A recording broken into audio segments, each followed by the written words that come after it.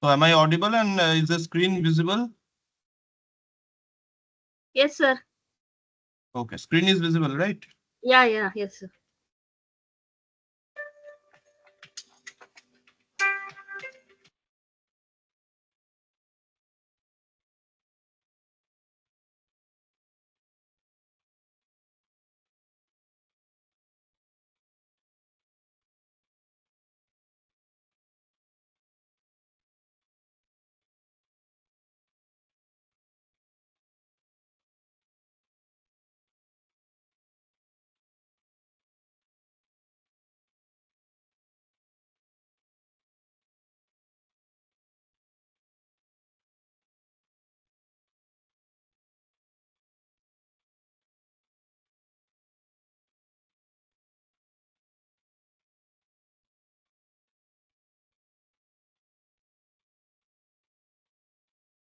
Okay, so good evening, everyone. I am Shomodi from IISc Bangalore. I'm pursuing my PhD here, and I'm taking these sessions every day from on Saturdays from 7 p.m. to 9 p.m. It is the problem-solving sessions for the course Numerical Methods for Engineers, which is being handled in the NPTEL platform by Professor Niket Kaisare from IIT Madras. And so we have already completed three sessions for this, 3 weeks we have completed, and today is the fourth week. So can someone tell me when is the deadline for the third and fourth assignment? So third one is I think third one is finished, I think. Oh, third one deadline is Third finished. one is finished. Finished. Okay, Fourth But assignment fourth is one is 21st. 21st. 21st. okay. Okay then. Once fourth assignment deadline is finished, that is next week, then I'll discuss together third and fourth assignment if you have any problems. Okay. Yes, we don't have any problem in third week assignments. Okay. Yeah. Okay, so first I'll give a quick recap of what I discussed in the previous class, and Yes. then I'll proceed to the today's class. Okay. So last week, basically, we were discussing about we discussed about the problems in the assignments, and then we moved on to Gaussian elimination. Basically, first we had dealt with the geometrical interpretation of solution of two equations. What is the physical meaning and the how you can represent them. So we had discussed all those things, and then we moved to the geometrical interpretation, where basically I told geometrically I described how the three cases, that is two equations, two curves intersect at only one particular point. That is when we have unique solution. And there, if two parallel curves are there, there is two parallel straight lines which will never meet each other. So there is no solution to such kind of equations. And the third case, that is the infinite solutions, is when we have overlapping curves. That is both the curves intersected infinite number of points. Then we basically say there are infinite solutions to that particular equation or curve.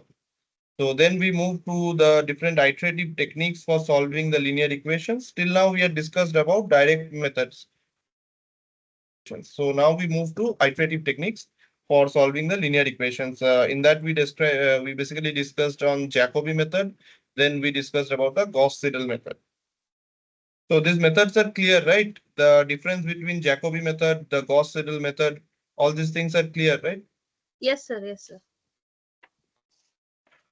Yes, clear. Okay.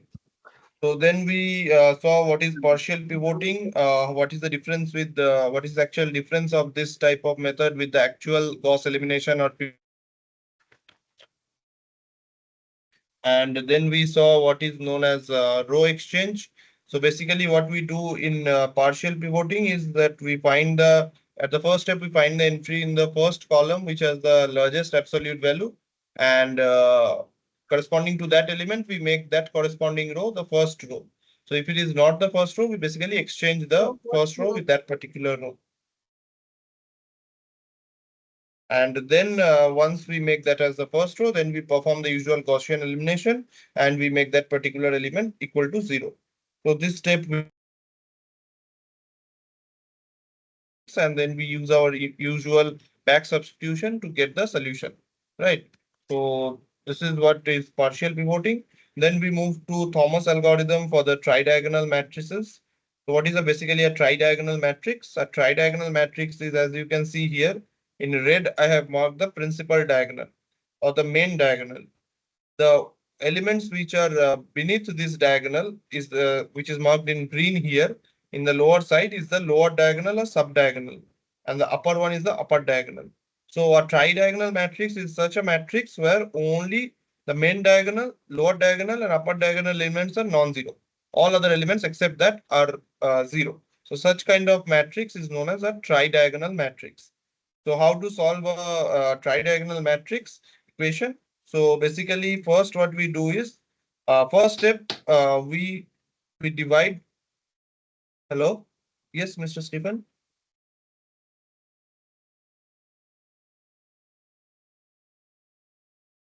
Okay.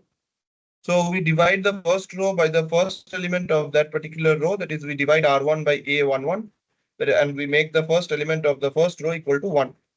Then in the next step, we basically use Gaussian elimination to eliminate one particular element.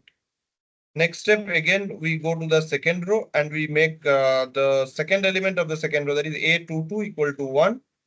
This way we proceed. Next step, again, we do Gaussian elimination and make the third row element equal to 0. And this way we proceed. We get a upper diagonal matrix from which we can easily use the back substitution technique to solve this particular system of equations. So this Thomas algorithm is specifically only for tridiagonal matrices. It is not for any other kind of matrix. So this is just a simplification of these are all partial pivoting, then Thomas algorithm. All these things are basically your simplification of the Gaussian elimination. Why we directly don't apply Gaussian elimination on this kind of matrices is this kind of matrices are special matrices. So they have some properties. So we try to exploit or use those properties to make our calculation much more simpler. Anyway, for any type of matrix, directly we can apply Gaussian elimination. But what we do is we basically reduce or we make our calculations more easier so that the calculations are easier. So we follow a particular type of algorithm. Okay, so now I will move to today's lecture. So today's lecture basically, till now, whatever we had seen, whatever equations we had seen were linear equations, right? So what do you mean by linear equations and what is the difference between a linear equation and a nonlinear equation? Can someone tell me? Means, can you give me some examples of linear and nonlinear equations to distinguish between those two things?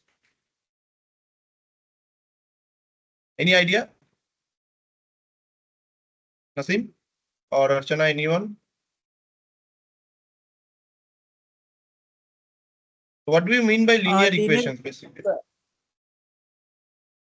Yes, Nasim, please. linear equation, yes, yes. Linear equation means the variables they are in the power of one, like x plus Yes, y is equal to 4 or x plus y plus z, 3x plus y plus z equal to 9, such kind of this. And yes, non-linear correct. is like a quadratic, cubic, or biquadratic equation in which we have variables with second power, third power, and fourth power, respectively. Yes, correct.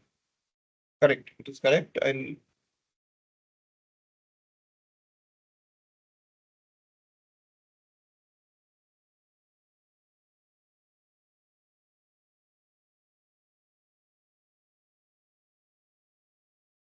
so first, we will see how to solve the nonlinear equations, how to use numerical techniques to solve them. So for that, first we need to understand what we'll go from the basics. First, we'll understand what is an equation, what is a variable, what is an expression. Then we will see what is the difference between a linear equation and nonlinear equation. Then we will see what is meant by the roots of the nonlinear equation. Then we'll try to find out what is the motivation behind finding this kind of nonlinear solution of nonlinear equation. Why do we want to find out? Then finally, at the end, we will see some of the numerical techniques which are used to solve this kind of nonlinear equations. Okay. So I'll first write down the important points which we will be discussing today. So first will be the basics, which will include number one will be variables. Second, we will see expressions. Then we will see functions. Then we will see equations. So these are the four things we will look at.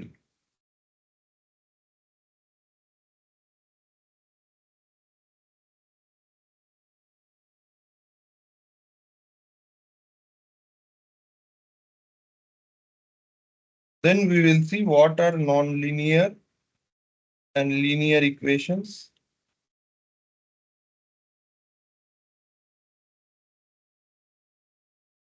Then we'll see what is meant by roots of an equation.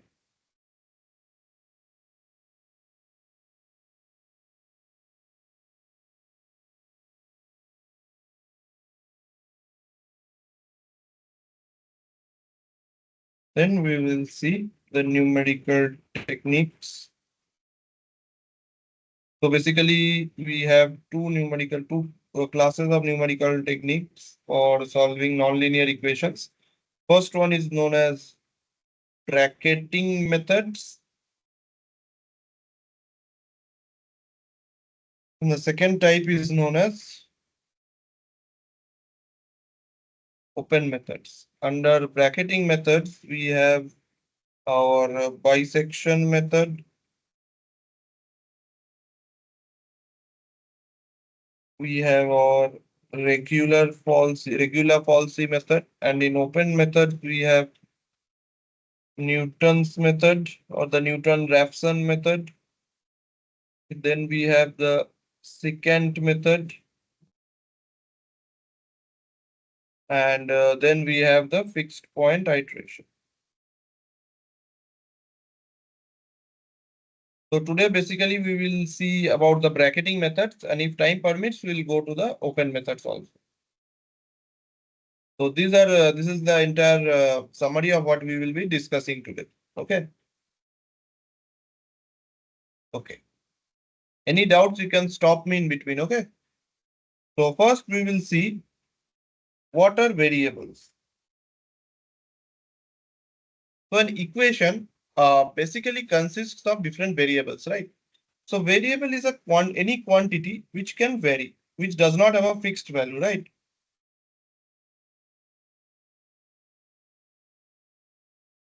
Like X, Y, Z, etc.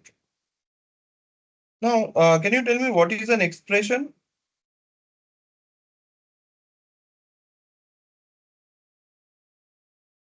So an expression is a combination of these variables, like 4x plus 2y or 6x squared plus 7xy.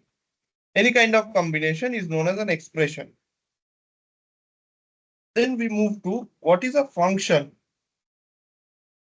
Function is same as an expression, but the way of representing it is different. Like suppose f of x, if we write, that is, it should only contain variables of in terms of x. Suppose we have x squared plus 2x. This is a single valued function. If we have two variables, then we'll have x and y. Similarly, we can have three variables also, like x squared plus yz plus x. So these are the functions. Now, what is an equation? An equation is basically when we put some conditions on the expression. That is, we put some conditions or constraints on the expressions. Suppose we say 4x plus 7y. This is an expression, right? We use an equal to sign and tell that it should be 20. So 4x plus 7y is an expression. We put the condition of equality and we say it is equal to 20. So this is an equation. Similarly, x square plus y square minus xy equal to 0. This x square plus y square minus xy is an expression, and we put the condition that it is equal to 0. So basically, then we call it as an equation. Is this clear?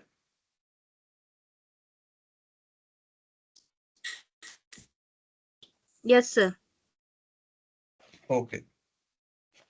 So this is the basic. One more we have, that is we have the types of functions, right?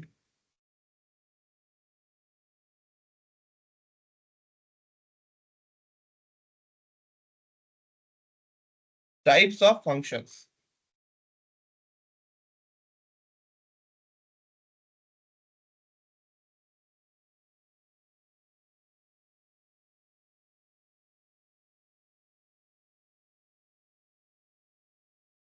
Okay. In types of functions, we have basically two kinds of functions.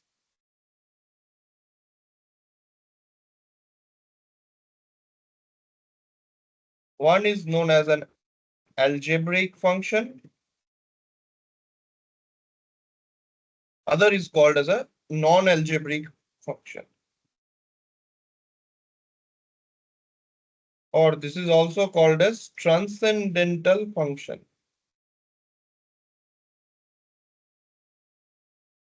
This algebraic function is also called a polynomial function or polynomial simply. So can you give me an example of an algebraic function? Anyone?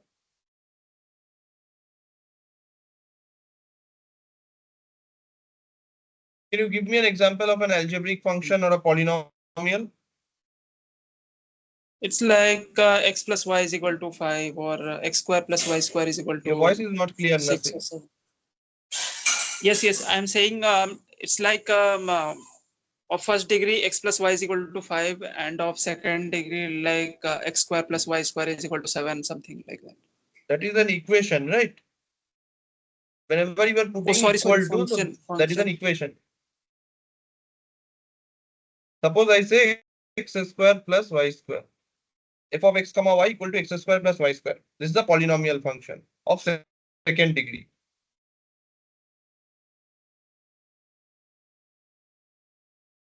This is the polynomial function of second degree, but one variable. So what is the general form of a polynomial? Anyone? For single value of single variable, obviously. Archana, can you tell what is the general form of a polynomial function? These are all from our class 9, 10 like that. Just I'm trying to brush up your basics. No, Stephen, that is a quadratic function you are telling. I want a general form of a polynomial. It can be third degree, fourth degree, nth degree polynomial. I want a general expression. Sir, a n x to the It's power like, plus One a by one. n Archana, please tell first.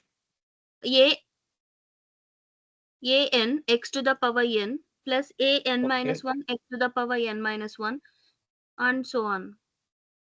Yes, correct.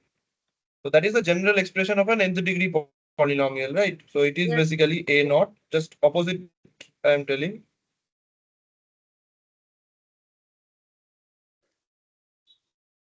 This is the general function of a general form of a nth degree polynomial, where n is the degree of the polynomial.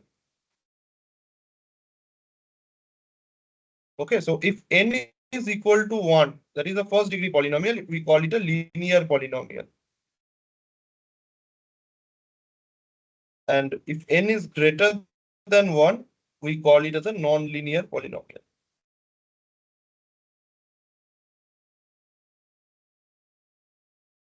Clear? Is it clear? yes, it is clear. Yes. Okay. Okay. So this is the general form of a polynomial. Just remember these things. We will need it when we solve the equations. Okay. So then we have the second type of functions, which are transcendental functions.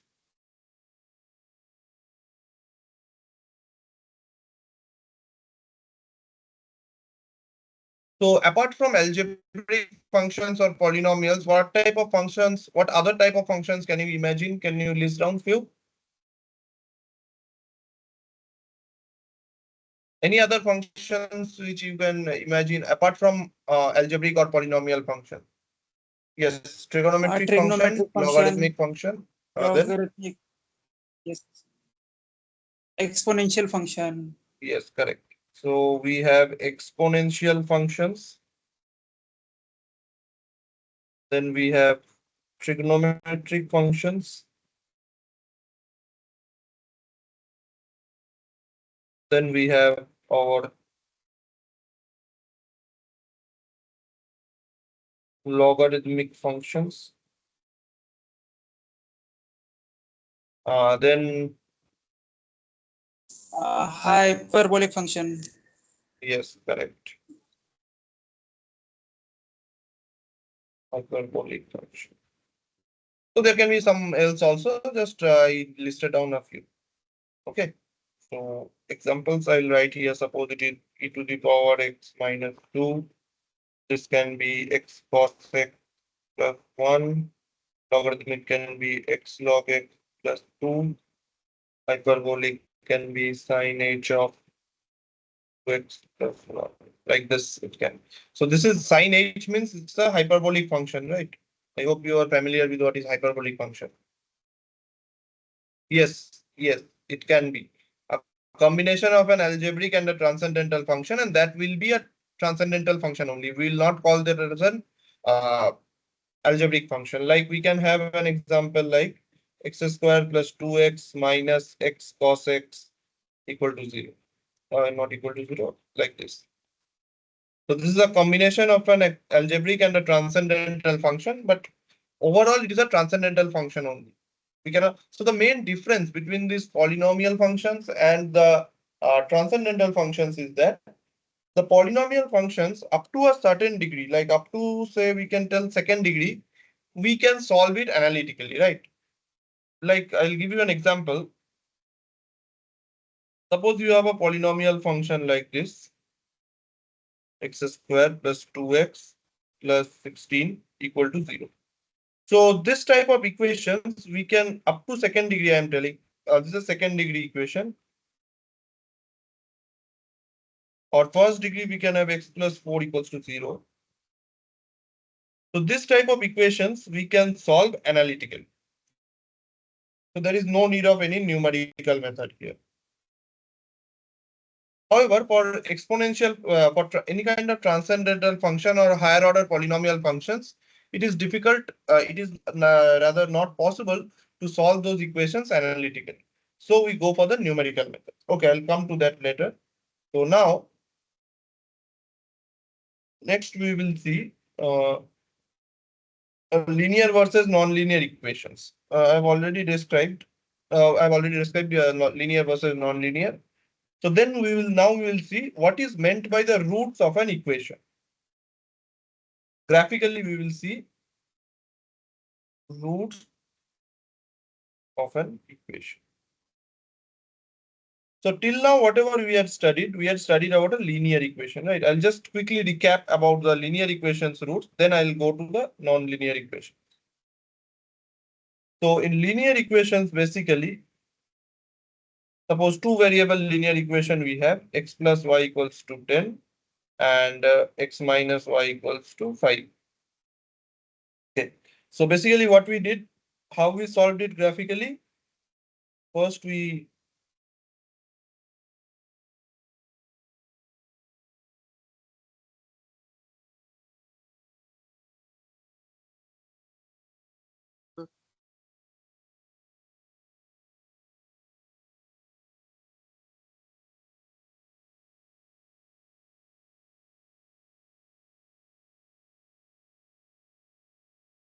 suppose this is my x plus y equals to 10 and x minus y equals to 5 is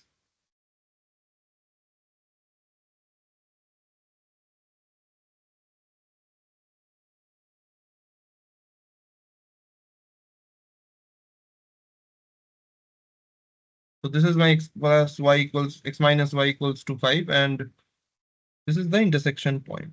This is the root. Right. So this was for a linear equation. Similarly, for single value, it was much easier.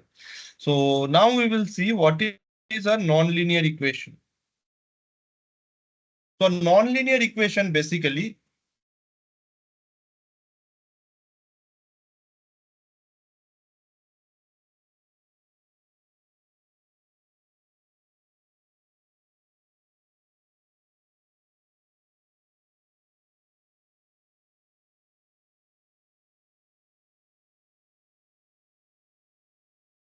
so suppose you have a nonlinear equation.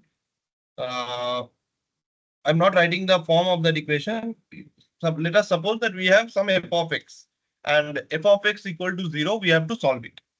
So just remember what we did here. The basic of the method is same. Here what we did, we had two equations and we plotted them and we found what are the intersection, what is the intersection point of those two equations. So that gave me the root of that particular equation, right? Here also we have to find out two separate curves and we'll draw them and we will find out what is the solution, what is the intersection point. So here, suppose I'm telling here f of x is, I'm giving a form, say x to the power 5 plus 4x to the power 4, 3x to the power cube plus 2x square plus x plus 2. This is f of x. So this equal to 0, you have to prove. You have to find the solution. So how we will do that? First, we need to draw this graph, right? This is my first equation. So first we will draw curve 1 is y equal to x to the power 5, 4x to the power 4, 3x cube, 2x square plus x plus 2. Can you tell me what is another equation? What is the other equation that basically, as I told you, we need two equations, right? And then we will find the intersection points of them. So seeing this equation f of x equal to this polynomial expression equals to 0. Can you tell me what is the second equation that I should draw in order to find the solution?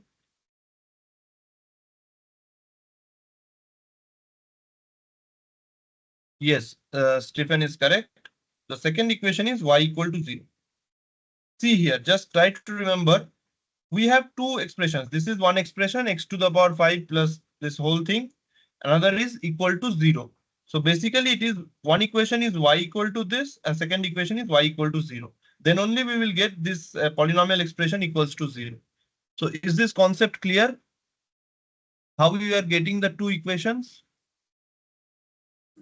Yes, yes, it is clear now. Archana, is it clear? Yes, sir. Yes, sir. Okay. So then basically what is y equal to 0? How we can plot it? Nasim, can you tell?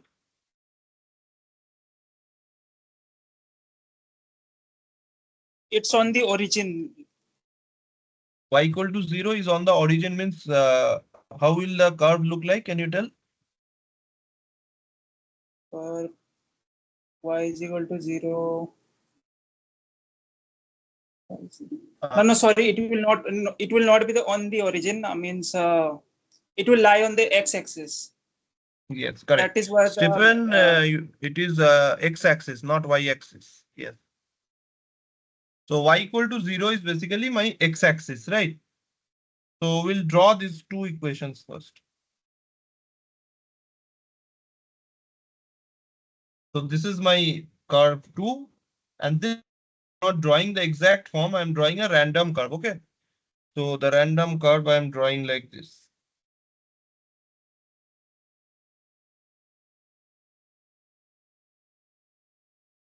Suppose this is my curve. Okay. So these are the intersection points.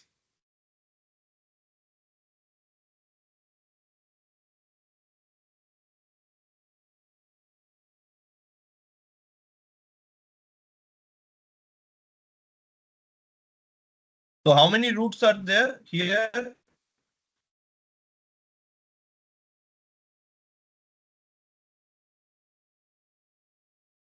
Maybe I didn't draw it exactly. Okay, 1 second. Draw it. So seeing from this equation x to the power 5 plus 4x to the power 4, how many roots should this equation have? Can someone tell? It should have 5 roots because it is a quintic Yeah. equation. So a fifth order, nth order polynomial will have n number of roots. So it need not be that all the n roots are real, but here I'm assuming that all the n roots are real. Okay. So basically it will have 5 intersections with the x-axis. So I'm just drawing a randomly. It's not the exact.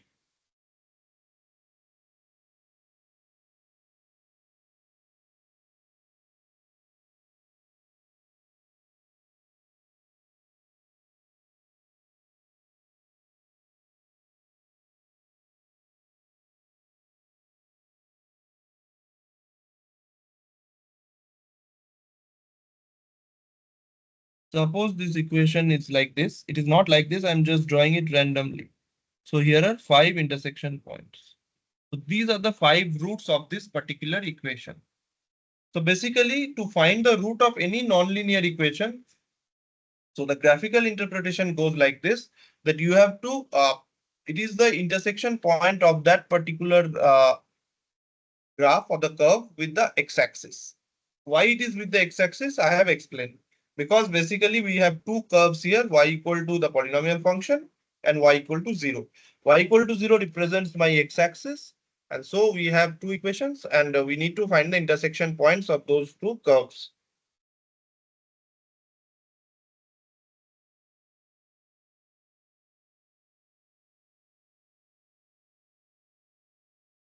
Is it clear?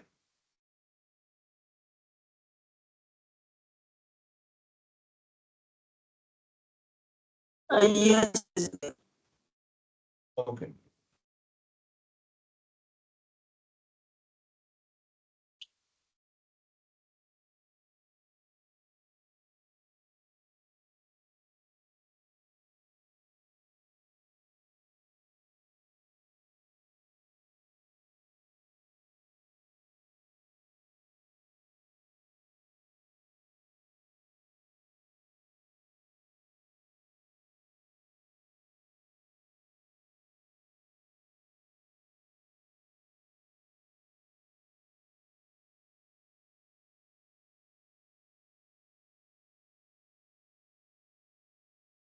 Okay, so our basics are now clear. Now we'll move to the different numerical techniques for solving the equations. Okay. So the first kind of technique is bracketing methods, right?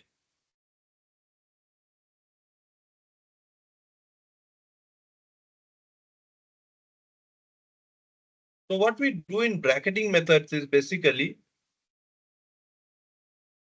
so as I told, any numerical method, you have to give an initial guess to the solution. That is the initial value you have to provide to your algorithm. And then based on the initial method, the final root after different iterations will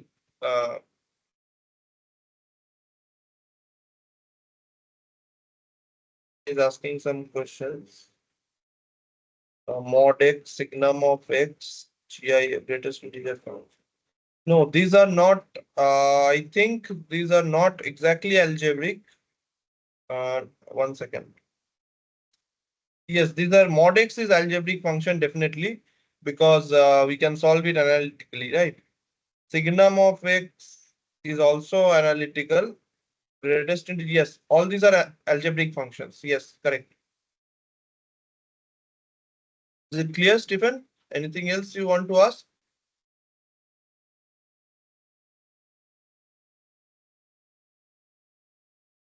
You can also unmute your mic and speak if you want. So, okay. So we were talking about the bracketing methods, right? So what is a bracketing method? So bracketing method is basically here the initial guess of the roots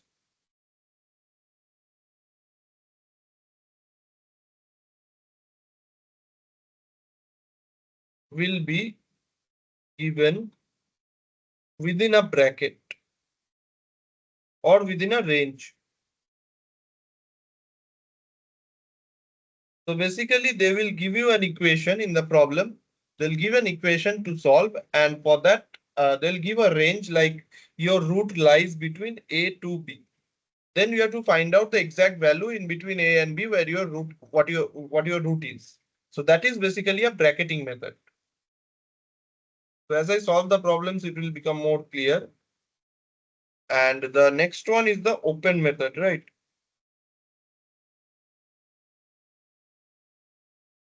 So in open methods, what we have is one initial guess is given. Guess of one initial guess of root is given. We iterate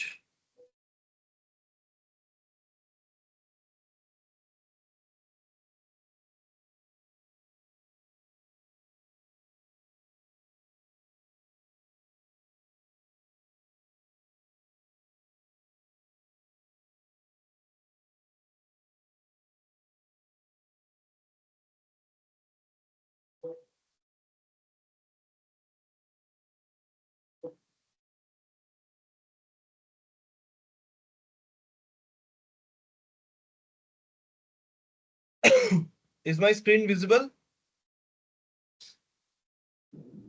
Yes, it is visible. So in open methods, basically we have one initial guess of root and we iterate over that initial guess and we gradually merge at the root.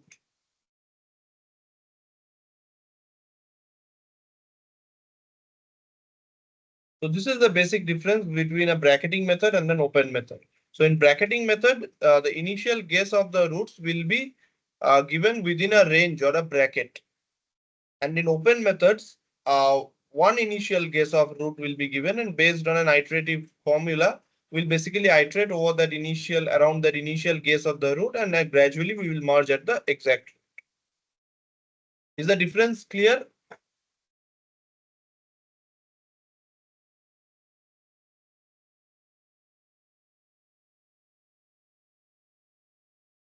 Is the difference Yes, between it the is two clear. clear?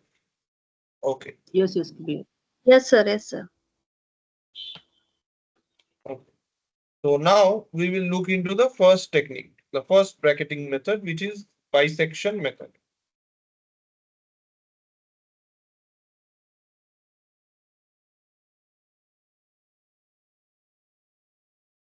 So each method I will describe it from the geometrical point of view because that is essential for the understanding, and then I will do the calculation part of it also.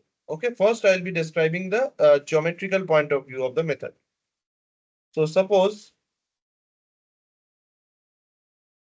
you are given a function f of x equal to x cos x plus 1 equal to 0. You have to solve this equation and it is given that initial bracket is minus 2 to 4. So the initial bracket means your root will lie between minus 2 and 4. Okay. So how to check whether this initial bracket is correct or not? Okay. So for that, I'll draw the graph.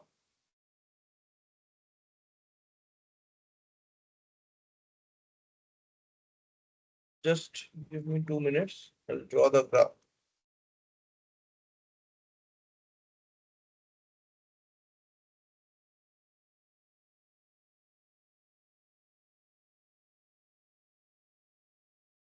So keep your calculators ready. You'll need it.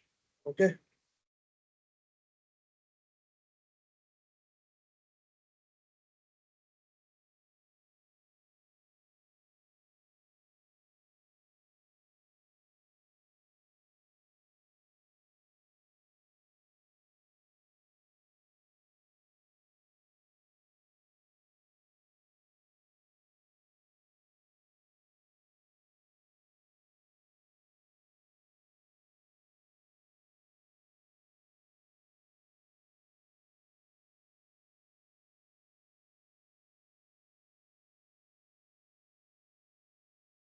So the graph will look something like this.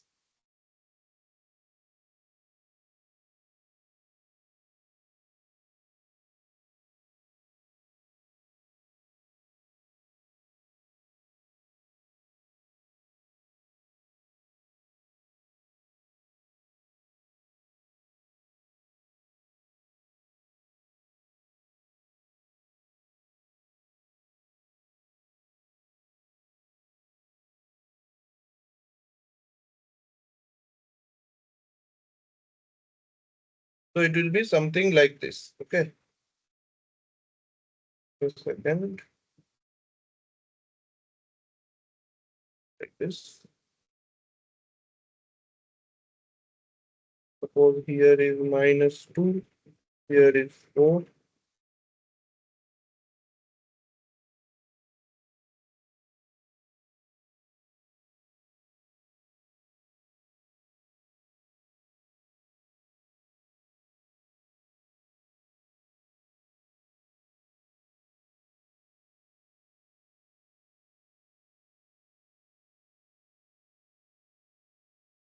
So the graph is something like this.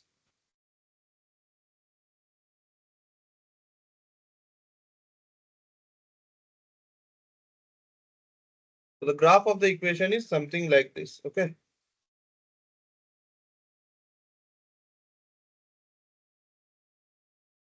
So now you can see that I have told that the root of this equation is lying between -2 and 4.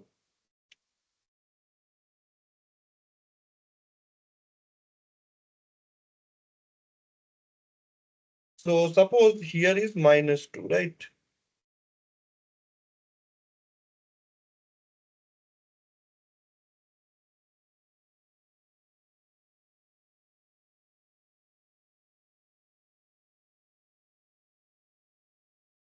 So first thing you have to check is whether the limits which are given, that is -2 and 4, whether the signs of the functional value at those points are opposite. F of -2 is positive here, right? And f of 4 is negative here. You can also verify it without graph also. You can put the value and check. So that means the root lies between -2 and 4, because since the signs are opposite, in between those 2 points, obviously there is the sign change. So f of -2 is 0, value greater than 0, and f of 4 is a value which is less than 0. So that means within these two intervals, -2 and 4, there must be a point where this function is equal to 0. So that is my point, right? Is this clear? I'll repeat it once again. I'm Yes, telling yes. that Yes, understood. at f of -2, the value is positive, and at f of 4, the value is negative. So obviously there has to be a point between -2 and 4 where the value of the function is 0. That is my root point, right? If suppose if I had given, this is 4, right? So here approximately it would be 3. If I had given your bracket as 3, 4, f of 3 value is negative, f of 4 also value is negative. So that means there is no chance that the value of the function will be 0 in between 3 and 4. So the root cannot lie between 3 and 4. Or other way also I can tell -2 and say here it is -1, 0. Here it is approximately 1, right? So if I give your bracket as -2 and 1. So at both the values, -2 and 1, the functional value is positive. So there is no chance that the function is 0 at any point in between -2 and 1. So if and only if the values of the function at the two limit points of the bracket are of opposite sign, there is a chance that your function is 0 at some point in between those two bracket points. So this is a key thing. You need to understand this. Otherwise, it will be of no use. Is this thing clear? Yes, sir. Okay. Yes, understood. Okay. Fine. So now we will see what we can, how we can find it geometrically, right?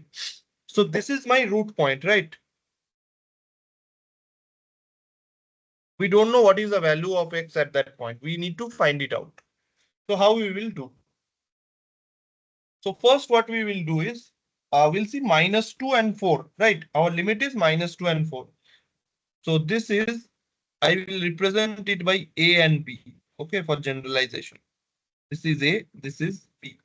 And this is, so this value is f of A, this value is f of B.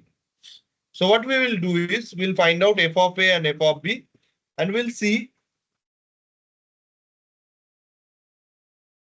So this is in the first iteration, what we will do is we will find out the midpoints of A and B. So this was -2, this was 4.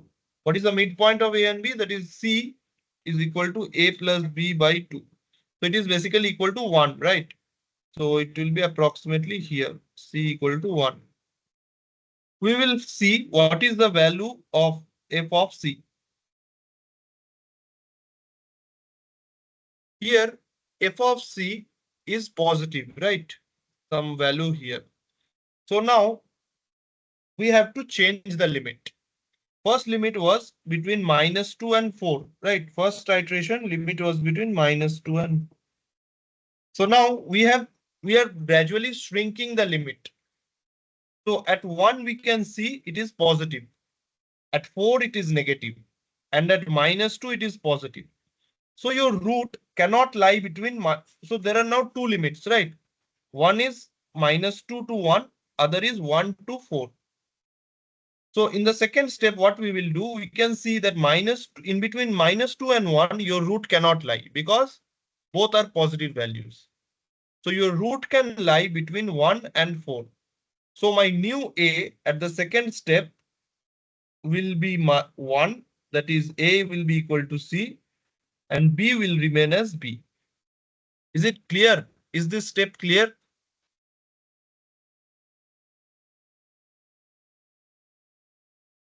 Is this step clear?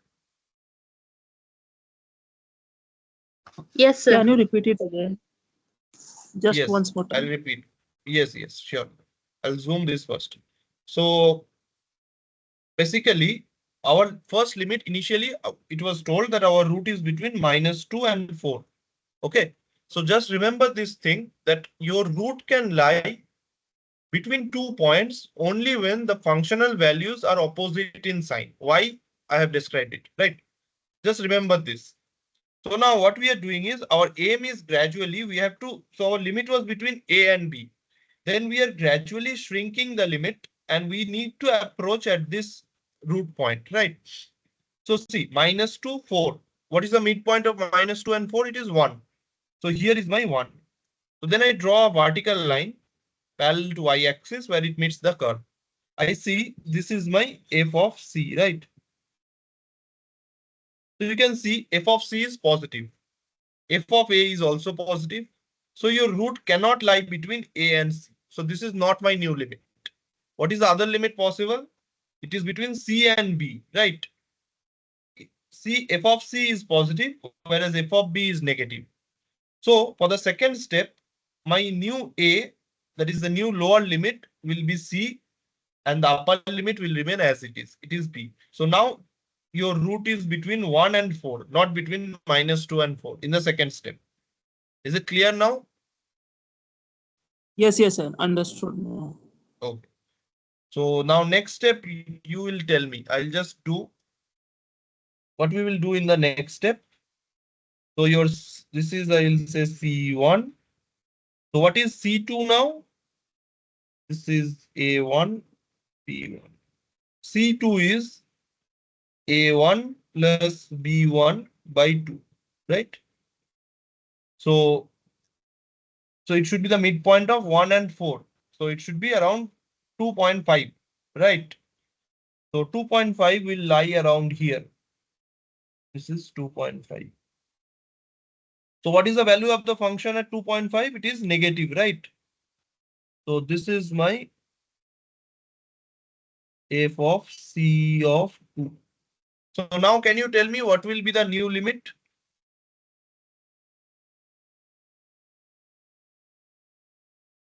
So can someone tell me what will be the new limit now? Archana?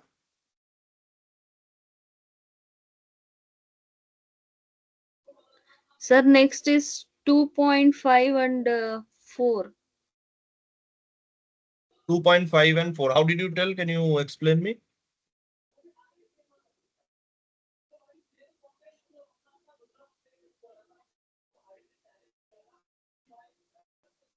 Yes. Are you saying something? No, sir.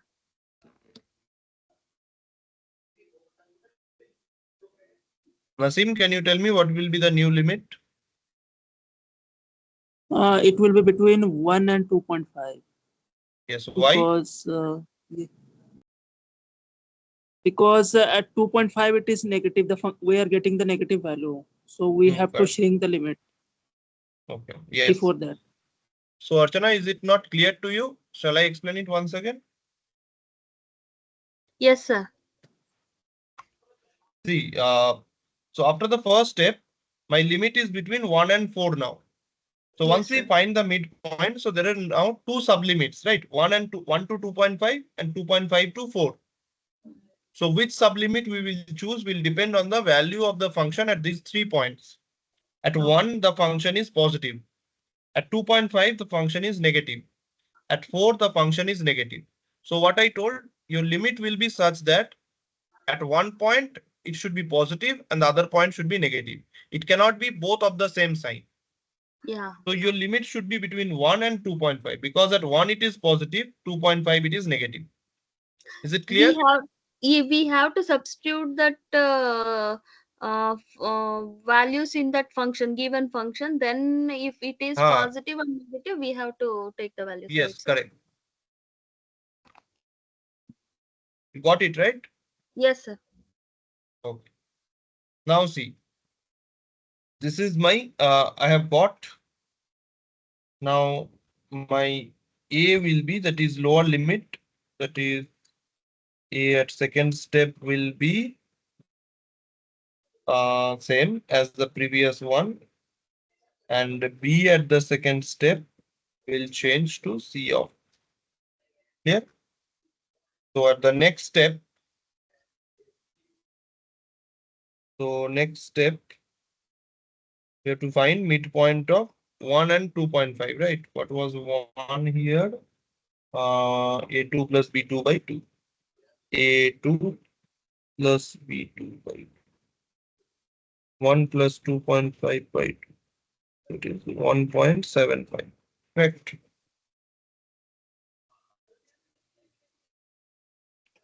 So now 1.75, right?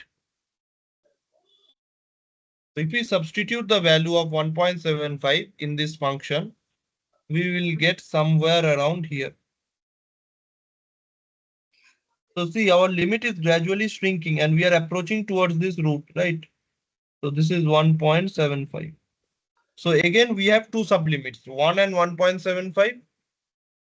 And another we have 1.75 to 2.5. So what will be my new limit now? Archana, can you tell?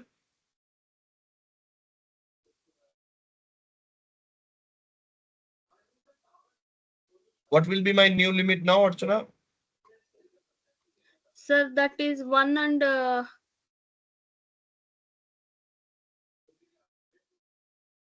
Are you having some problem now? You're not able to understand this concept?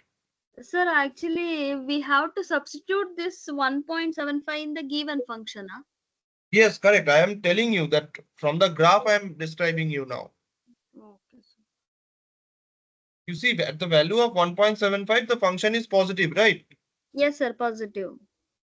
At 1, what is the value? Is it positive or negative? From the graph, you tell me. This is 1. This point is 1. This is 1. Yes, sir, So positive. at the positive. At Yes, sir. 2.5, the value is negative, right? Yes, sir. So what will be my limit now? So 1.75 and Yes, 1.75 and 2.5, right? 2.5. Yes, sir. One negative Yes. and one positive. Yes, correct. So like this, we will continue, right? Again, 1.75 and 2.5. So again, we will find the midpoint of these values. We'll get somewhere around here. Again, we'll choose the other one. Like this, we will go and we'll converge. This is from the graphical point of view I described. Yeah. Now we will do the calculations and we will see how to do this using the bisection. Is the graphical method clear? Yes, sir. Yes, it is Na- clear. Nasim, is it clear? Yes, it is clear. Uh, just take 10 minutes break and I'll come back. Okay, Oh, 5 minutes. Okay, sure. okay. Okay, sure.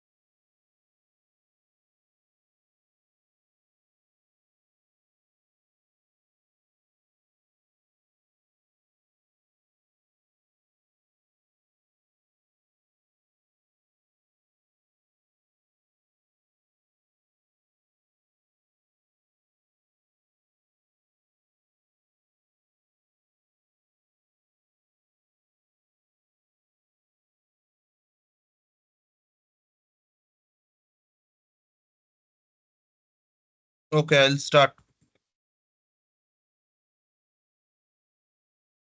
Fine, everyone is here. Yes, I am present. Yes, sir. Okay, so this was the geometrical interpretation. Now I'll do this problem in the how you need to do actually. So then it will be, I hope, more clear to you. So the function is f of x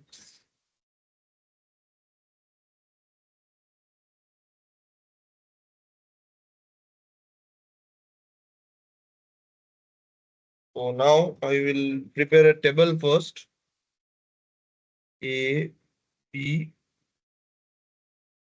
f of A of B equal to half into A plus B. Here we have f of C, right? So the first one, first iteration, it was given -2 and 4. So now you have to take out your calculator and you have to substitute -2. So just remember, whenever there is a trigonometric function, when you substitute a value, first change the mode of your calculator to radians. It's not in degrees. By default, it should be in radians. Okay. Otherwise, your whole calculation will go wrong. So -2 cos 2 plus 1. I have already done this, so I'll do it quickly. So it is 1.83. F of B is -1.61. C is A plus B by 2, which is 4 minus 2 by 2 is 1. And F of C is 1.5. So now can you tell me what will be the new limit? What will be, for the next step, what will be A and B? Archana, can you tell?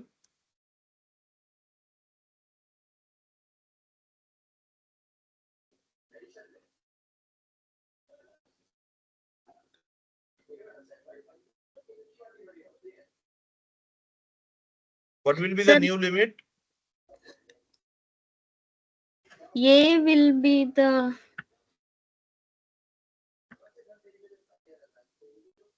A will be how much?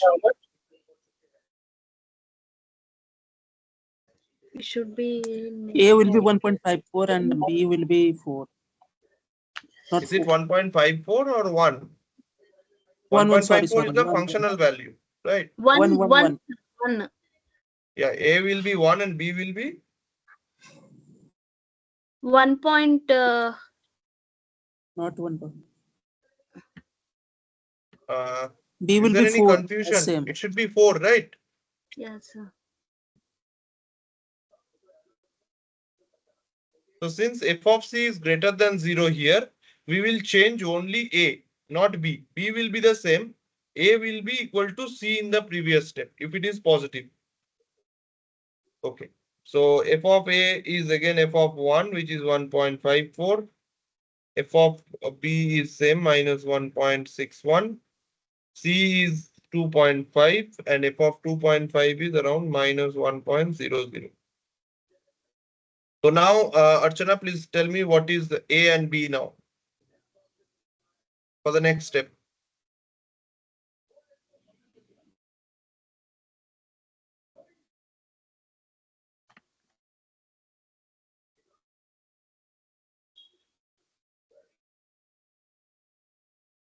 Naseem, can you tell what will be A and B? A will be 1. B will be Yes. 2.5. Yes, correct. Archana, did you get it, or where are you facing the problem? You can tell me, then I can explain. Sir, I am getting the problem in finding A and B value, sir. Yes, A and B, that is what I'm telling you. Just one more time, I'll explain. I've explained Yes. already. See, A first it is -2 and 4, right? A and B. Yes, sir. To find out f of A, f of B. That is, you substitute these values in the function. Yes, sir. Then you find out C, which is the midpoint of A and B. That is A plus B by 2, which is 1. Yes, Then you sir. substitute this C in the function f of C, which Yes, is sir. 1.54 here. Yeah, So yeah. now you have to check this 1.54 is greater than 0, right? Yes, sir. Since it is greater than 0, for the next step, A will be equal to the C in the previous step Okay. and B will remain as it is. Yes. So it why is. this thing is happening, I have explained in the graphical method, right? Why we are Graphical. changing A and B. Yes, sir. So at the second step, you are getting f of c is negative, right? Yes, sir. So your A will remain same, B will be this C, that is 2.5. 2.5. Is it clear now? Yes, sir. For the next step, you have to tell me what is the A and B. Okay, sir. A is 1.5, f of A is 1.54, f of 2 is minus 1.00, 1 and 2.5 it will be 1.75, f of 1.75 is 0.688. Now you tell me what will be A and B for the next step.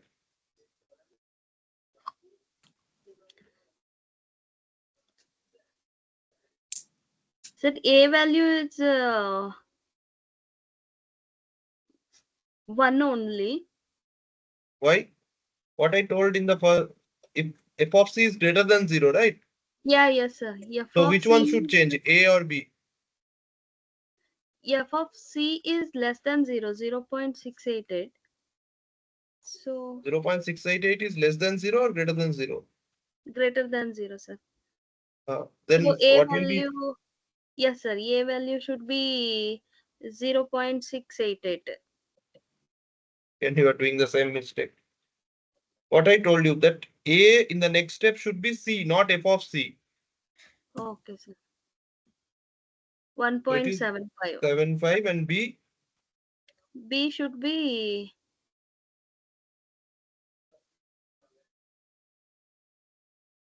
same. B should be 2.5, right? Yes, sir. So this is 0.688. It's minus 1.00. D is 2.125. Now you tell me what will be A and B.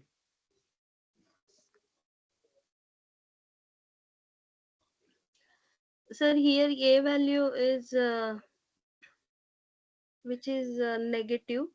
So A value should be the same and B value changes to 2.125.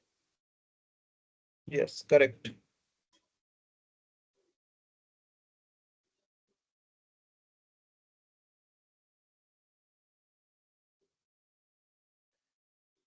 So 2.1. D should be 1.9. So this way you have to continue. Can you tell me, any one of you, till when should I continue? What should be my convergence criteria? What should I check that when do I need to stop these iterations? Till f of c is 0, equal to 0. Yes. Till f of c is almost equal to 0, or other way you can also tell till A and B are almost equal, right? Means gradually, see here if you see this graph, so gradually we are reducing this limit, right? So once you achieve almost close to this, A and B will be almost same. They'll be very close to each other. Correct? There's two ways you can check. Either, so the convergence criteria is f of c approximately equal to 0 or A is approximately equal to B. These are the two, either of this. If one is satisfied, the other will be obviously satisfied. Is it clear? Yes, sir. Yes, it is clear. Okay. So I'll do one more step, then you can continue this. So since this is again positive, A will change, right? So it is 0.305. F of B is, sorry, F of B 2.125 is same.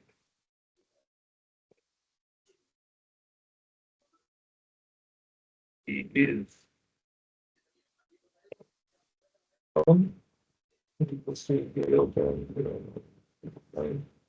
again, this is positive, so A will change. 1 second. 2.125 and 2 point.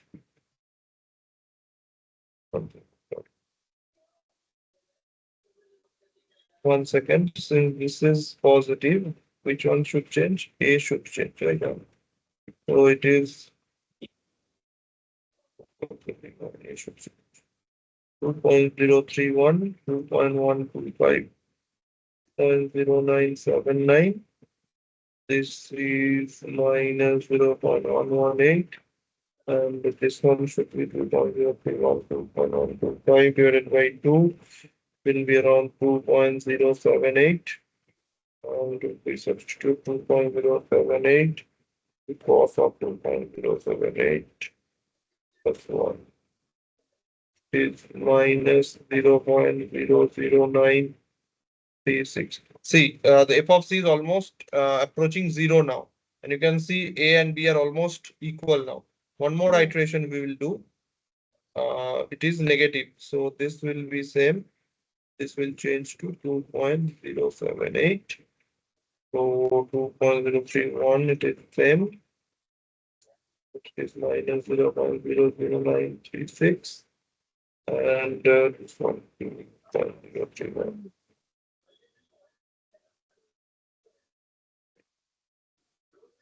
2.055. Up to 3 places of decimal we are taking here, right?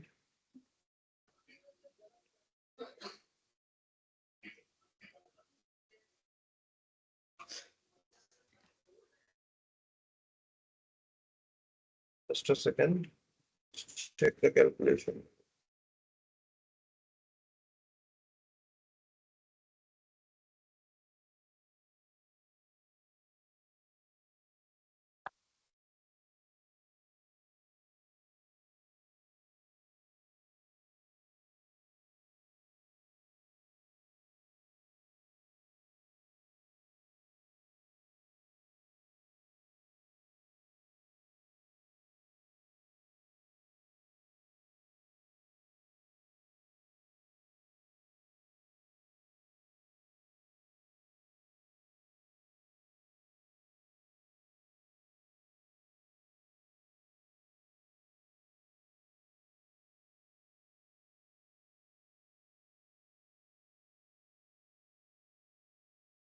Okay, so we have to continue this iteration like this. Okay.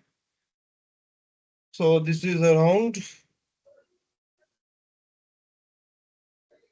0.044. So you have to continue this, and finally your answer will be this C, right? So it is around 2.06. You can say here. Two more iterations you should do till 2 places or 3 places are 0. Then you can stop the iteration. Is this concept clear? The concept of bisection method, the geometrical approach also, is it clear? Yes, Yes, yes, sir. it is clear. Sir, the concept is like if f of c is positive, a should change and b remains the same. Yes, correct. Then f of c is negative, Hmm. a is same and we have to change the value of b. To C in the previous step. B should be Yeah, yeah. equal to C in the previous step. Just Ah, remember like this. Just also remember the understanding why we are changing when it is positive, why we are changing A, and why we are changing B when it is negative. yes. It is from the graphical thing, right? Yes, sir. That part is clear, right? Yes, sir. Okay. So this is the concept of this bisection method. So, okay. So now we will move to two more methods I have to discuss. Then if time permits, we'll solve one application problem also. Okay, Sir, so what next, is the yes, in the problem, some problem x to the power r is given. What is that, sir? X to the power r. x to the power r means if I don't see the problem, I can tell. R value Actually, is given for you. no, sir. Actually, in the week 4 assignment is given like in bisection method. F Hmm. of x is given the function and x1 is given and x to the power r is given. 1 second, I'll check the problem. First Just, problem, sir. I'll just check it 1 second. Yes, sir.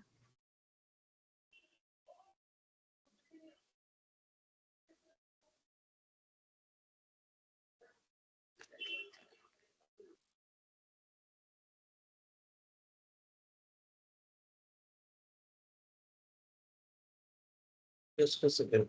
The net is slow.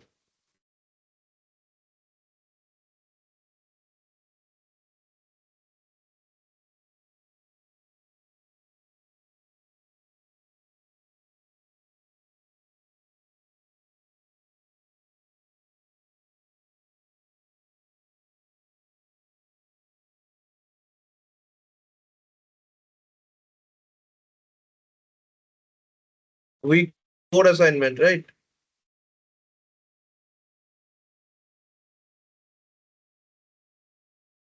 Is it week 4 assignment you told?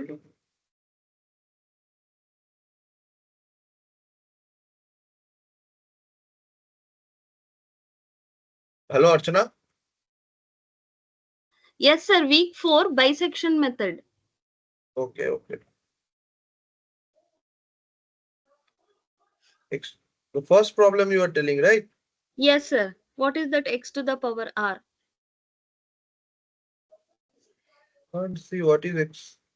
Oh, x not, it is not x to the power r. It is x, first is xl and xr it is given, right? So it is a and b. Oh, a value is 0 and b value is 0.3. Yeah. Yes, correct, correct. Then the method is the same.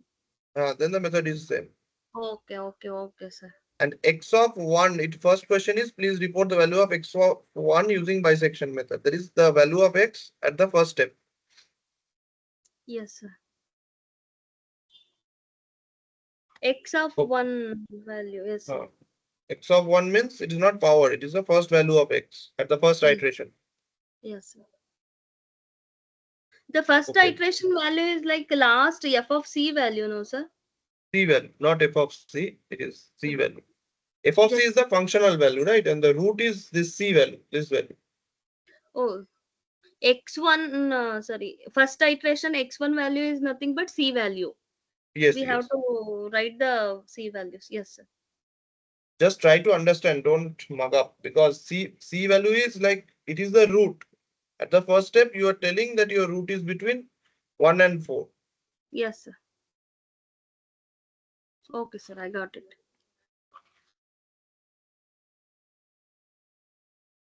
Okay. So now we'll quickly see about the secant method. Okay.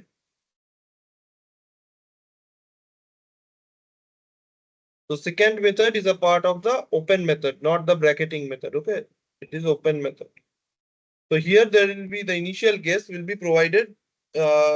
Will basically they will give you two initial guesses, right? The algorithm will just write it first, then I'll show the graphical approach. So basically we have to start with two initial guesses which will be given to us. Then we'll have, so the two initial guesses are x1 and x2. So in the graph, we have to locate x1, f of x1 and x2, f of x2. Okay. Then we will draw a secant or a straight line joining x1 and x2. We'll extend this secant and we'll find out the x-intercept of this secant. I'll draw it and show you just. So that x-intercept, we basically call it as x3. So now locate x3 f of x3 and x2 f of x3. And then repeat the same step until you converge. Okay. So we will see here the graphical approach. I'll zoom it and show you.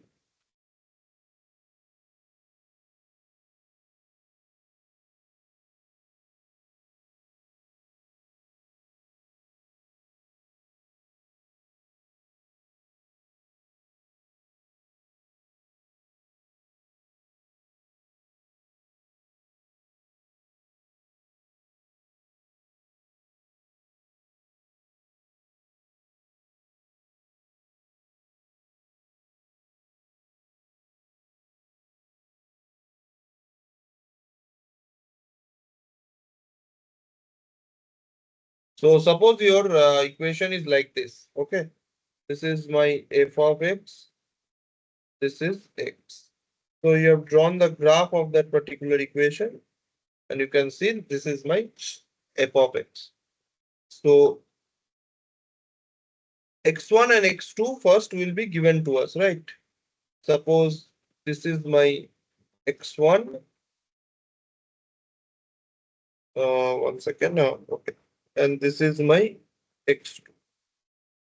So first we have to locate x1 f of x1 and x2 f of x2, right?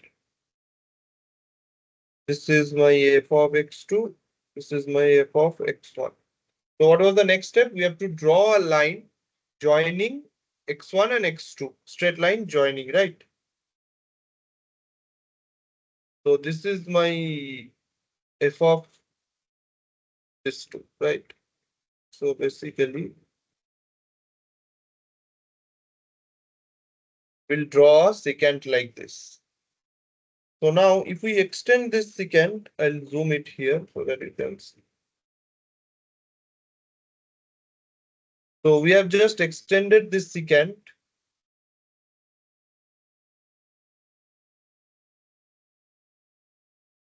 We extend this secant. Here we will get our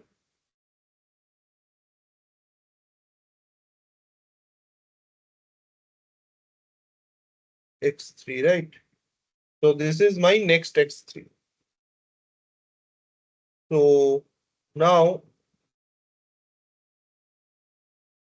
we will find out what is f of x3. If this is my x3, now we will draw a horizontal straight line and find out what is f of x3.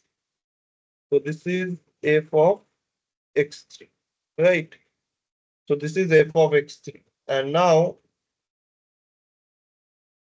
we will locate these 2 points. This is x3, this is x2, right?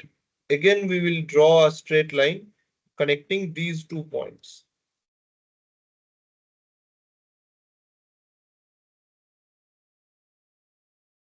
It will not be exactly on this graph, but since it is zoomed out, I can't show it. See, now if I extend this light green line, you can see it will approximately, it will come here. So this is now my next x4. So we have to do this method until this x is equal to 0. x3 or x4 is almost equal to 0. Is this thing, the concept clear? The graphical approach, is it clear? Yes, Any yes, it is doubt? clear.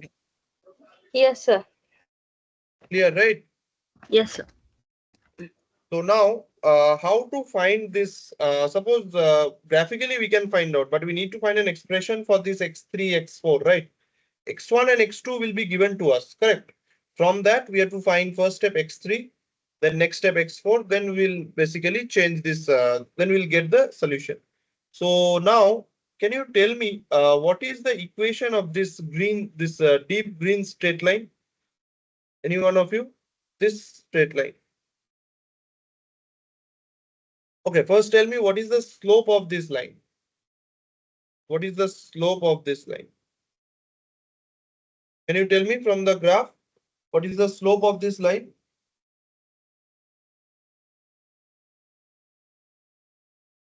It Naseem, will can you be tell?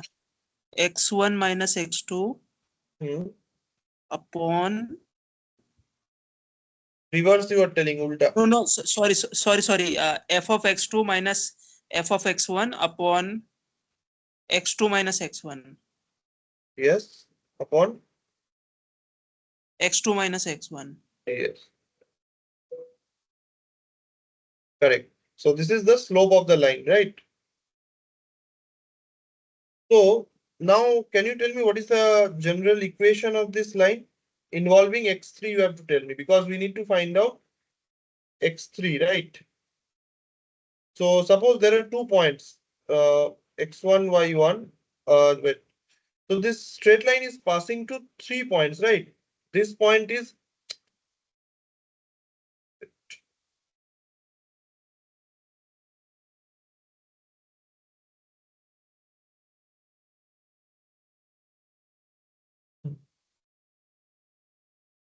So this green straight line is passing through 3 points. This is 1 point, this is 1 point, and this is another point, right? So any 2 points I can take and find out the equation of this line. Since I want the value of x3, in the equation I have to use the value of x3. So it is passing through x1, f of x1. This is one set of points. Other set of point is x2, f of x2. And the third set of point is x3, f of x3, right? Clear? So if we take these 2 points, x2 f of x2 and x3 f of x3, what will be the equation? Y minus f of x2, m into, m is the slope, x minus f of, sorry, x minus x2.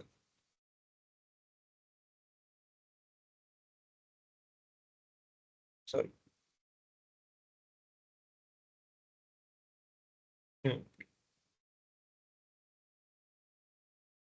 Just a second.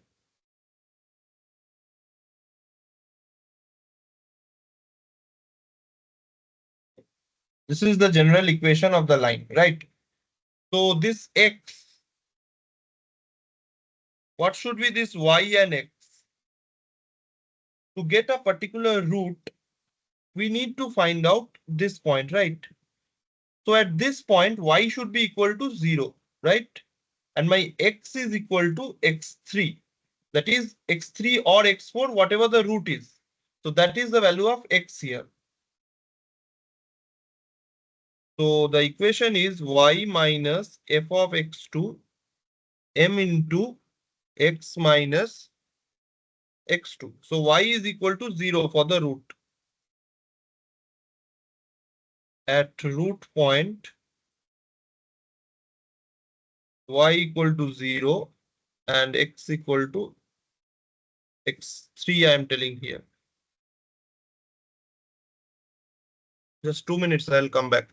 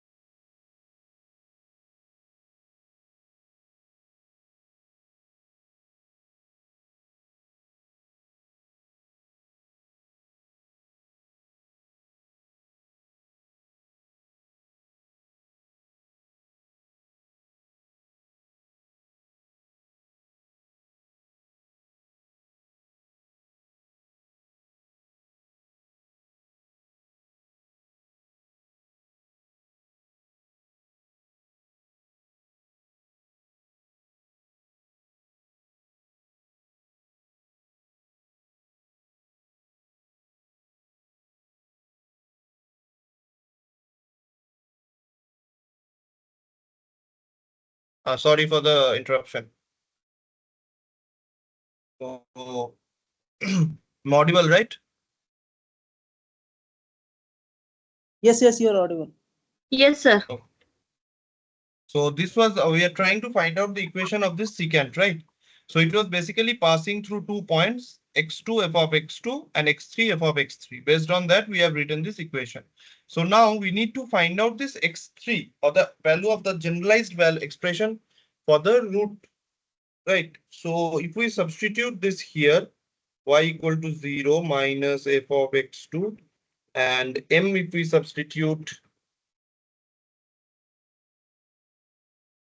m is how much? F of x2 minus x2, x2 minus x2.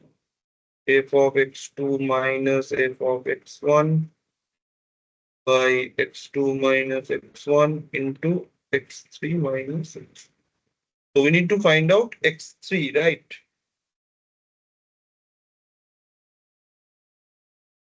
So if we find out x3, right?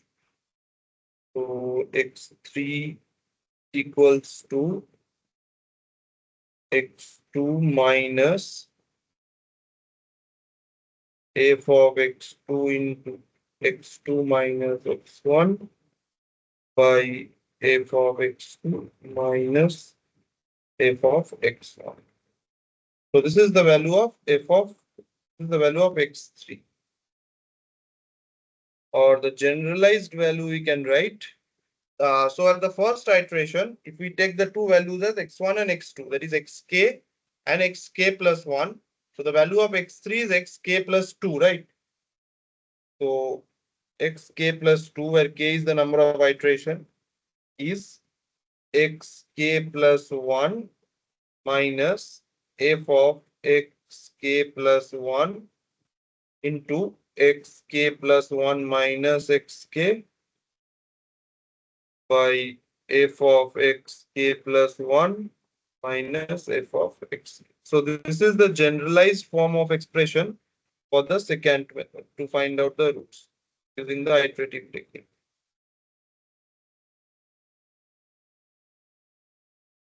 Is it clear how I got this expression?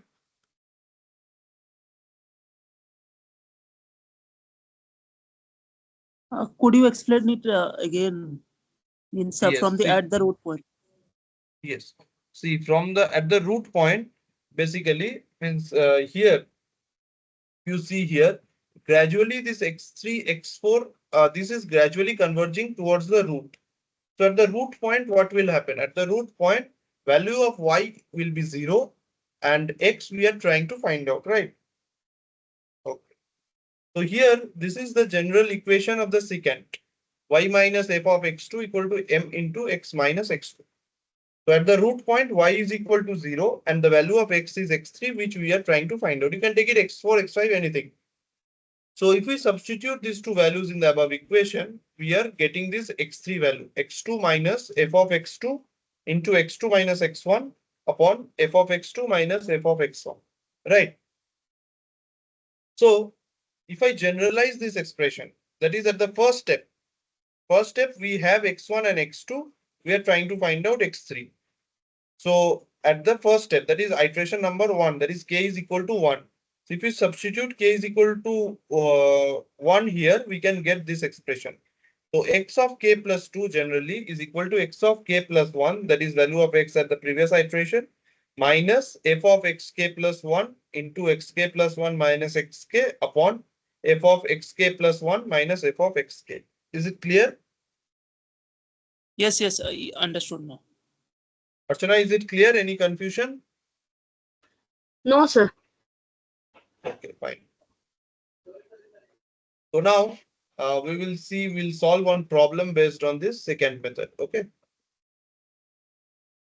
So we'll take the same equation as the bisection method.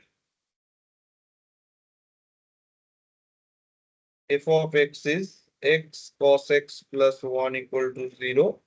And the initial guesses are x1 equal to 1, x2 equal to 1.5. So here remember that it is not a bracketing method, right? So The root is not, it is the initial cases. These are independent values, x1 and x2, not like the previous one where we were taking as a limit between 1 and 1.5. It's not like that. Okay. So what is the first step? First step is k equal to 1, right? So we will find out x3. So it is basically x2 minus f of x2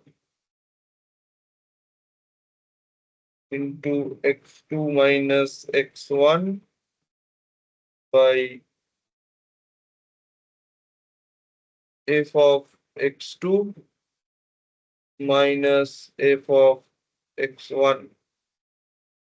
So if we substitute this, we will get 1.5. F of x2 we can substitute and find out it will be around 1.106 into 1.5 minus 1 by f of x2, right? So it is 1.106 minus 1.5. So if we find out, it will be around 2.774. This is x at the first step. So you should continue till this value of xk, that is x3 here, is approximately equal to 0. So next step we go, we find out x4. X4 will be, just substitute here k equal to 2. Okay. So you will get x3 minus f of x3 into x3 minus x2 by f of x3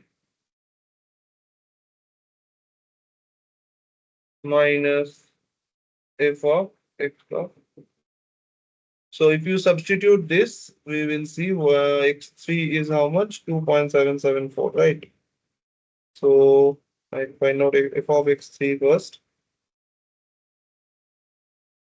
2.774 into cos 2.774 plus. So it is minus 1.58, right? So minus 1.588, okay. 2.774 minus 1.588 into x 5.7 minus 5. F of x3 is minus 1.588. F of x2.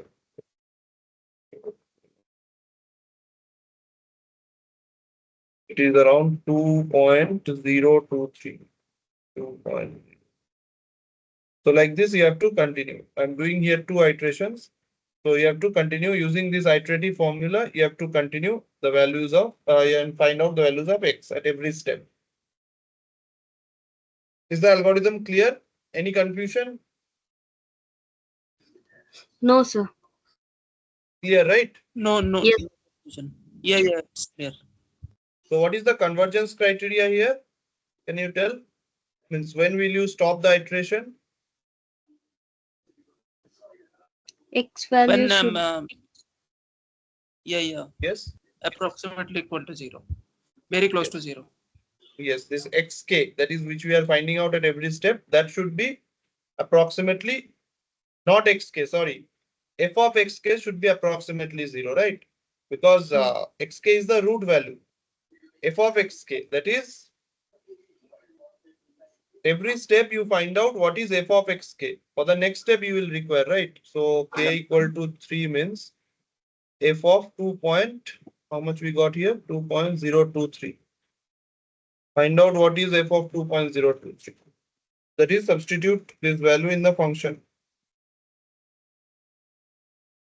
It is 0.116. Then you find out what is xk. That is x5. Then you find out this. Okay. So this value, this should approximately be equal to 0. Till then you have to continue your iterations. At least first 2 digits should be equal to 0. Then you can stop based on the question. So in the question they will ask you compute xk significant to 2 digits or 3 digits. So accordingly you have to find out the value of xk. Clear, right? Sir, how to find the values of x1 and x2, sir? X1 and X2 will be given in the question. The If two initial not guesses given, will be given in the question. if not given, sir. For second method, two values will be given. Wait, I'll check.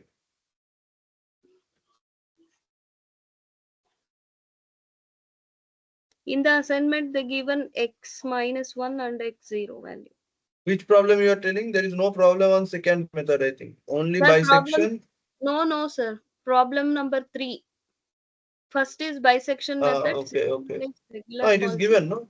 X1 and X2 are given. X. Just try to understand the problem. It will not be exactly the value, variable will not be the same. Two values are given to you, right? In the question. Yes, sir. What is the initial guess is given? 0 to 0.3. That is what I am telling you. You are not understanding the thing. It is not a bracketing method. It is not 0 to 0.3. Those are two independent values. 0.3 and 0. At -1, the value is 0, and at 0, the value is 0.3. So these two values are given to you. From that, you have to find out the value of x at the first iteration. Is it clear? Yes, sir.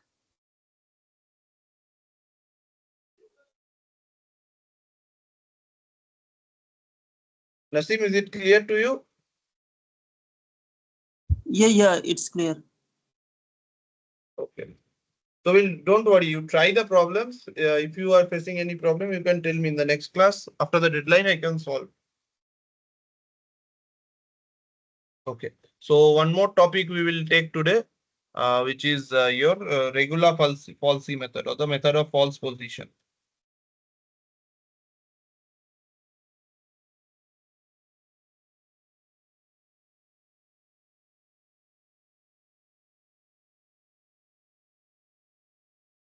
Method of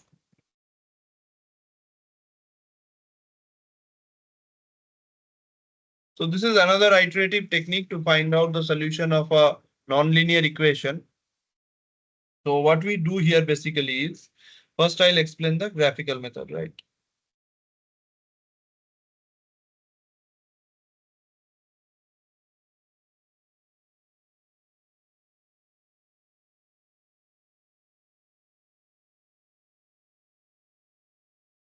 So this is, I'll draw the equation first. So here also in the regular falsy method, or the method of false position, you will be given with two initial guesses will be given to you, right? X1 and X2. That is, here I'll write is XL and XU. Okay. So this is your XL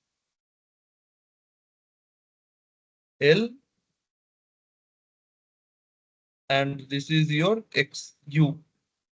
So this value is basically f of XL and this is f of X. So what we do is you have to draw a straight line connecting these f of XL and f of XU. Okay, this is the first step.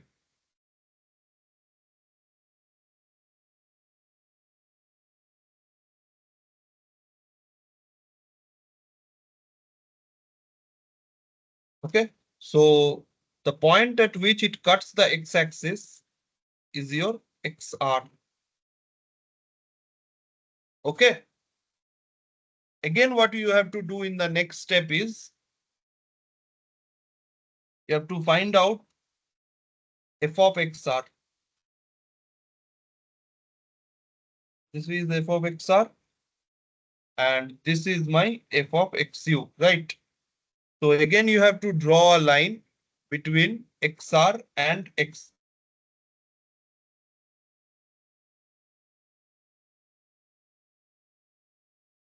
Between f of XR and f of XU.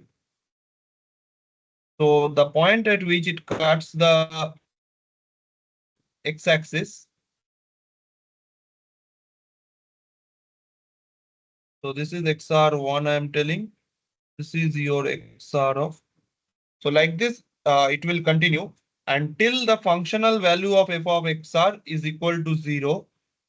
We will continue this process. xr1. Again, between xr and xu, we will draw. Is the graphical method clear? Yeah, it's clear. Okay, so now the question is, how do we calculate this xr? Right.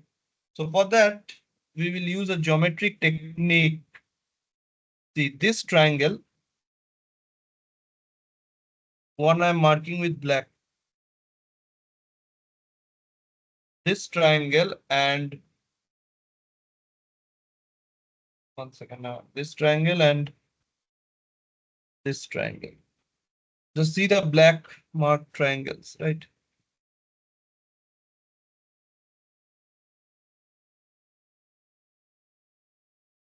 These two, I'll mark this.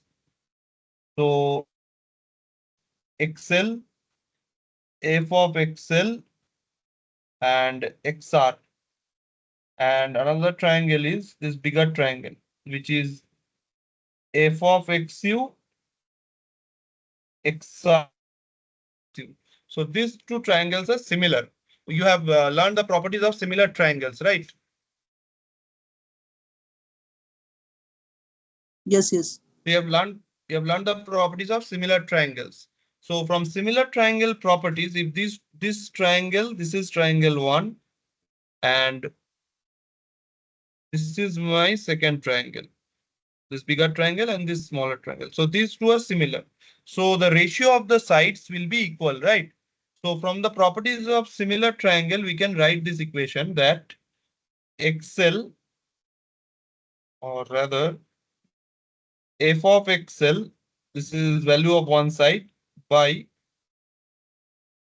XR minus XL equal to f of XU by XR minus XU. This is from the properties of similar triangles. We can write this. So now we have to find out XR, right? So from this, we will try to find out XR.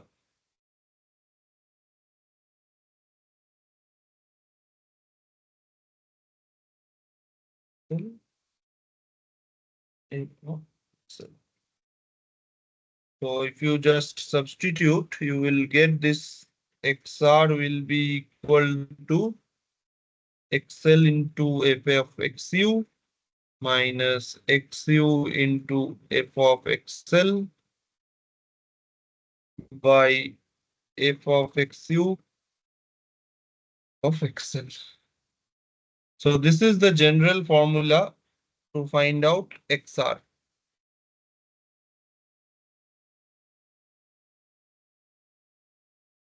Is it clear? Yeah, it's clear. So just if you rearrange this equation, then we can find out another form of this XR, which will be XL minus f of XL into XL minus XU divided by f of XL minus f of XL.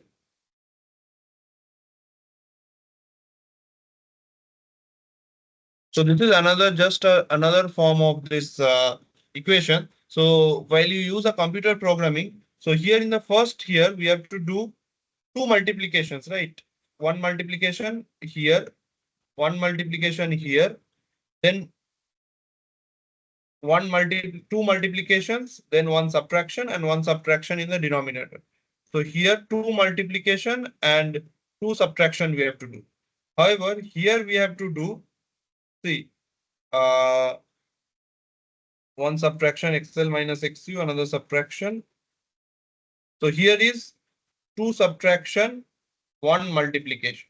So if you study in your computer science, so basically in algorithm, the subtraction is if there are more number of subtraction, that is not computationally efficient. If there are more number of multiplications, it is not computationally efficient. So basically what we do is we generally use the second form while we are using our computer programming. So here, when you solve the problem, any one you can use. Is the concept clear? I just couldn't understand what you said. If there are more multiplication, then the first formula is not efficient. No, I am telling that both the formulas are same, right? Yeah, yeah, However, yeah. if you see the number of operations in each of this, first formula involves 2 multiplications and 2 subtractions, right? Yes, yes. Whereas in the second formula, we have 2 subtractions and 1 multiplication. So an Okay. expression where you have more multiplication, that is not computationally efficient. Okay, okay, So okay. the first formula is not computationally efficient. So while doing our coding in the computer or computer programming, basically we use the second formula because it will be much faster. Because when we write a code or program anything, we have to use the most computationally efficient technique, right? So that our solution we can achieve within less time. So that is one of the one of the objectives of to find any solution in when we are using our computer coding, it should be computationally efficient. So that's why we use the second formula in our programming. However, for your hand calculations or your this course, you can use any of this. That is what I tried to mean. Okay, okay, okay. Understood it. Is it clear, Archana? Yes, sir. Okay. Okay, then next class this is finished. So next class we'll see the 2 more open methods are there, right? Newton-Raphson method and fixed point iteration method. Okay, then today we'll close the session. Any confusion, any doubt, you can tell me. Okay, sure, sure. Okay, then we'll close the session if you don't have any other queries or anything. Yes, sir. Okay. We'll meet next Okay, Saturday, thank you. 7 p.m. Oh, Yeah, thank okay, you. sir. Thank you. Thank you, sir. Okay. Thank you.